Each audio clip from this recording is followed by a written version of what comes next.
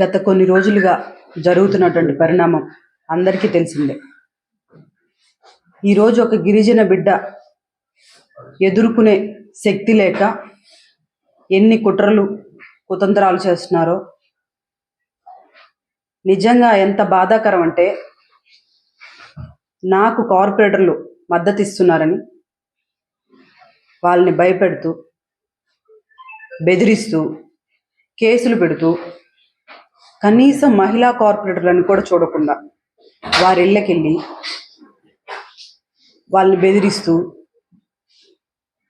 ఇబ్బంది పెడుతూ, బయటికి చెప్పుకోలేని పరిస్థితిలాగా వాళ్ళని అనేక విధాలుగా భయపెడుతూ ఇబ్బంది పెడుతున్నారు.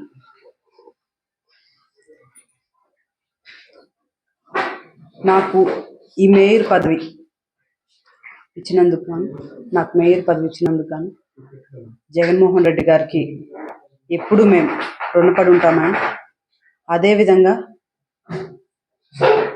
నాకు ఈరోజు ఇంత కష్టం వచ్చిందని గిరిజన దళిత నాయకులు నాకు అండగా నిలిచినందుకు వారందరికీ కూడా నేను రుణపడి ఉన్నానని తెలియచేసుకుంటూ, ఈరోజు నా మేయర్ పదవికి రాజీనామా చేస్తున్నాను. రేపు మార్నింగ్ వెళ్ళి కలెక్టర్ కూడా అందించడం జరుగుతుంది. నేను మేయర్ పదవికి మాత్రమే రాజీనామా చేస్తున్నాను. ప్రజలకు ఎప్పుడూ చేరువుగా ఉంటాను. వారి ఆశీస్సులు మా మీద ఉన్నాయని మేము అనుకుంటూ,